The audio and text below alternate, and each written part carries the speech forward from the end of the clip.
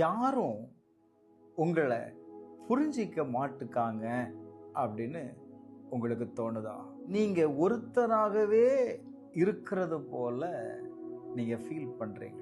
ஏசாயா 41:10 வேதம் இப்படி சொல்லுது, பயப்படாத, நான் உன்னுடனே இருக்கிறேன் அப்படின்னு தேவன் சொல்றாருங்க. சில நேரத்துல நம்ம வாழ்க்கை முழுவதும் தனிமையா இருக்கிறது போல தெரியும். நண்பர்கள் இருந்தாலும், ஃபேமிலி இருந்தாலும், உள்ளுக்குள்ள ஒரு தனிமை இருந்துகிட்டே இருக்கும். யாரும் என்னை புரிஞ்சிக்க மாட்டுக்காங்க, யாருக்கும் என்னுடைய ஃபீலிங்ஸ் தெரியல. அப்போ மனசு சொல்லுகிறது தான், நான் மட்டும்தான் இப்படியா? ஆனா உங்களுக்கு ஒரு வார்த்தை வருது, நீ ஒருபோதும் தனியா இல்லை, நான் உன்னோடு இருக்கிறேன் என்று வேதம் சொல்லுகிறது.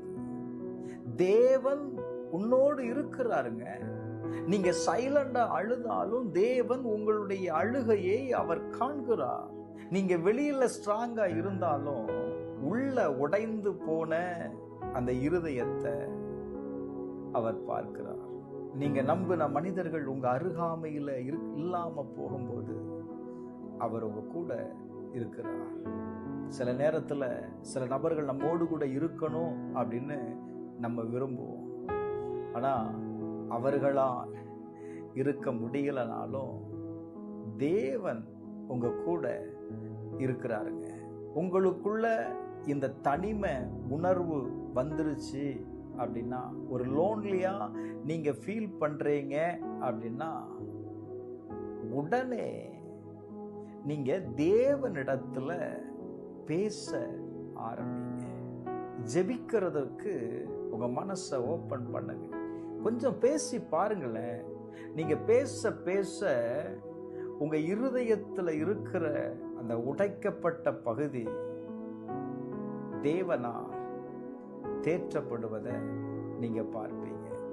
அவர் சொல்லுகிறார், நான் இருக்கிறேன். நீங்க சொல்லும்போது உங்க இருதயத்துல ஏதோ ஒன்று ஃபில் ஆகிறது மாதிரி தெரியுங்க. அடுத்தவங்களோடு பேசியிருந்தா கீழே இருக்கிற கமெண்ட் பாக்ஸ்ல தேவன் என்னோடு இருக்கிறார் அப்படின்னு கமெண்ட் பண்ணுங்க. கட்டாயம் உங்க கூட தேவன் இருக்கிறத நீங்க பார்ப்பீங்க.